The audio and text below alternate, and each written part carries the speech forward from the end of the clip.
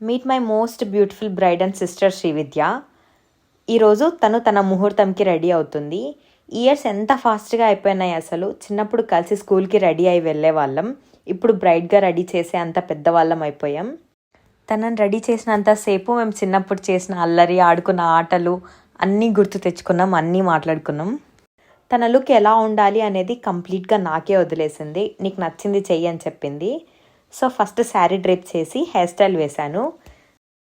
Then skin prep చేసి తన శారీకి మ్యాచ్ అయ్యే ఐ లుక్ చేశాను.